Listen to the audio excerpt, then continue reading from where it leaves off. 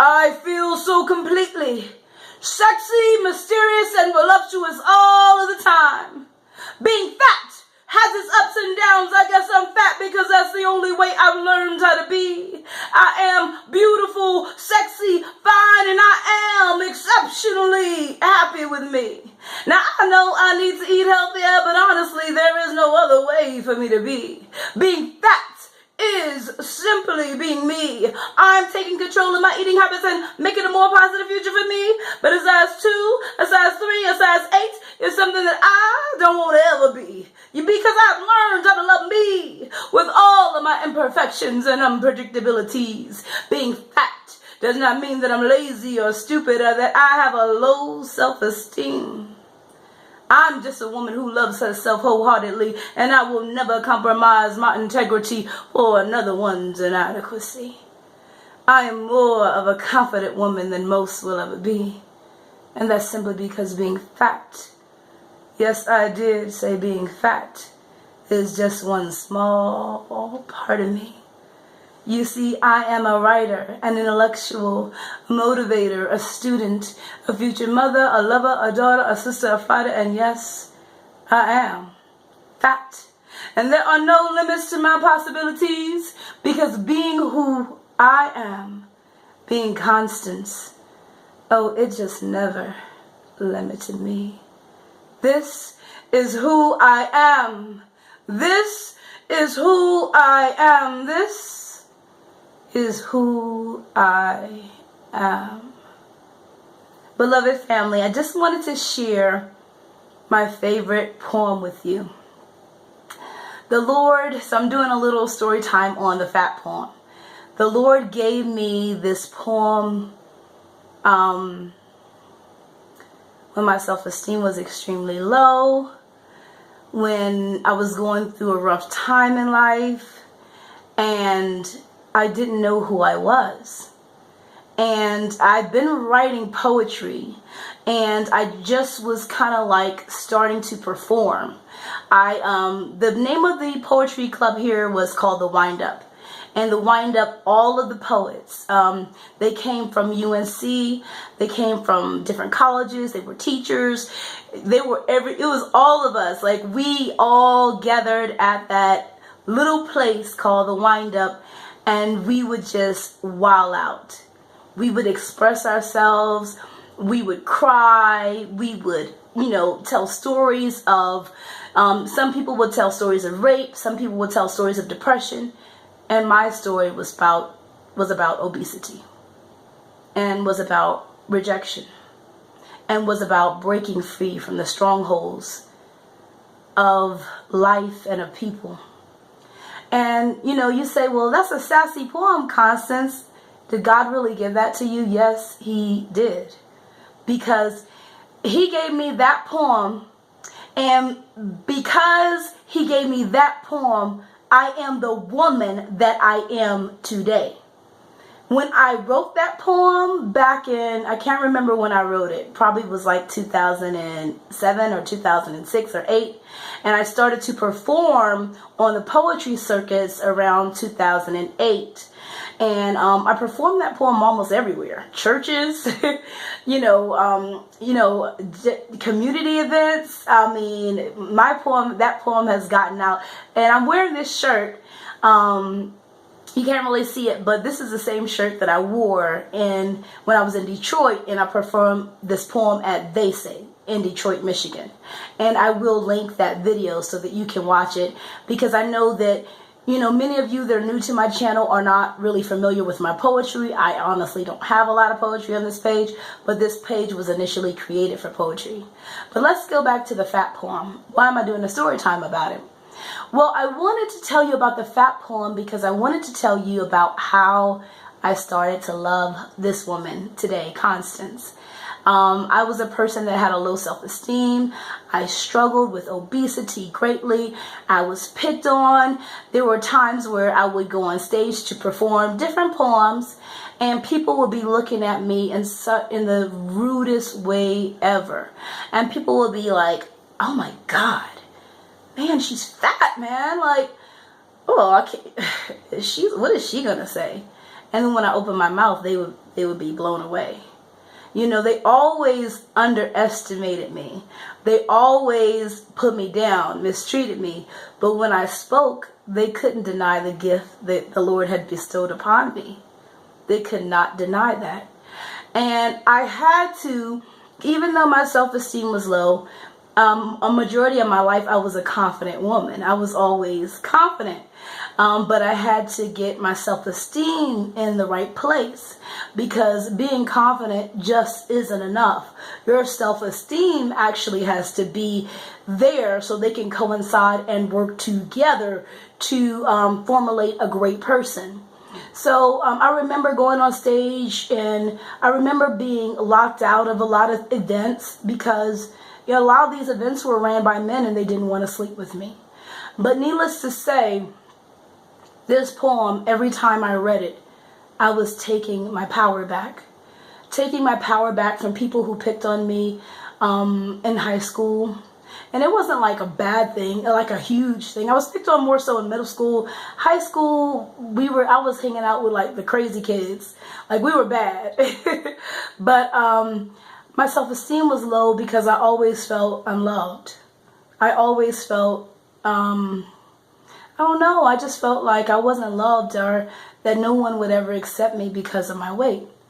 But the Lord gave me this poem, and through saying this poem, every time I went on stage and said it, every time I practiced it at home, I was affirming that I was loved, that Christ loved me.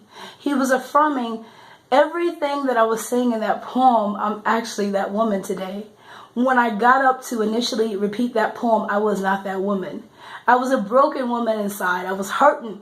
I was torn apart, and then people were just ripping me to shreds even more without even knowing how I was already suffering internally with myself. I was already struggling with my self-esteem. But the more I said it, the more I believed it. And then he gave me poetry. And then on top of poetry, I developed a closer relationship with the Lord. Because I said, Lord, what am I here for? What you got me here for? People just picking on me, messing over on me. I'm always mistreated because I'm always seen as the green person and, kind. And people always just took my kindness for weakness. They never appreciated my kindness. It was always a symbol of weakness to a lot of people in my life. And that's why it was kind of like a rough, things were kind of rough. But it was affirmation. The Lord taught me about affirming myself. He taught me about looking in the mirror and telling myself that I am beautiful. Looking in the mirror and saying, you are beautiful. You are worthy. You are smart. You are kind. You are strong. You are powerful. You are victorious. You have purpose in this life. And when I started to say those things to myself, I don't know what day it was, but I actually started to believe it. I was like, wow, I am powerful. That's cool. Wow, I can do this. And after I recognized that, I was like, I have a reason to live now. First of all, the Lord is speaking to me. He wants me to live. And I don't really know what my purpose is. I know I'm good at poetry. And I'm good at a few other things. This is what I was saying to myself back then. But he was just nudging me along in the right direction. Nudging me along. Patching up my self-esteem. Patching up my self-worth. Helping me to heal from all the pain and the fear and the rejection. And each performance, I gained my power. I got more power. I got more strength. And then I said, well, I want to live. I don't want to die. At first I looked at my life like I actually want to die. Like, just let me die, Lord. Just take me out of my sleep so nothing bad don't happen. Let me go in my sleep. Don't give me no heart attack, nothing now. I don't want no heart attack because, first of all, I don't want to struggle when I die. Just let me die peacefully in my sleep, Jesus, and then everything will be all right, Lord. I'm going to repent. It's 9:30. If you take me out by 11 o'clock, I'll be all right. But let me repent first because I want to make sure, that when I do die, that I don't die and go to hell. But But anyway, I stopped wanting to die and I started wanting to live. And then I started wanting to lose weight. And then I started wanting to care about myself again like I once did before. Like my self-esteem wasn't always there, but I always cared about myself. I always fixed myself up. I always made sure that I looked pretty. I don't care what size I was. You know, I was going to be stepping. I was going to be looking good. Now, even if I had to, if I wore heels, I might have wore those heels for 2 minutes. I was going to wear the heels for the full day, but I was going to have the heels on for sure. And he just worked on me. And I didn't get it for a long time. And I'm doing this message to say that the Lord will affirm you. The Lord will validate you. The Lord will perfect you. And you never know where he's going to start with that validation. You never know where he's going to start with that perfection. We're like canvases. And he's like carving us. And like we're becoming more beautiful. We're becoming more strong. We're becoming more powerful. And after I started losing weight, I was like, I want to beat people up. You know, this is bad to say, but I said it. I want to beat people up. Because if anybody messes with Constance, they're going to catch a fade. They're going to catch a beat down. You know? So I was like, let me start boxing. And I was like, yeah, I'm going to do that. That's what's up. And I did that. And I was like, yeah, let me learn how to shoot guns. And I did that. And I was like, yeah. So, you know, I'm all nice and stuff, but I'm like, they come for me, I'm coming. You know, I'll be ready. And I was trying to like harden myself up because I'm such a soft person. So I was like, I didn't want to be thugged out or nothing, you know. I don't want to be like walking around like I'm thugging it, you know, like I done did 14 years in jail or something like that, you know. No, but but I wanted to be able to protect myself because I'm such a soft individual. I'm so soft, and I want to be like hardened. I want to harden my shell a little bit.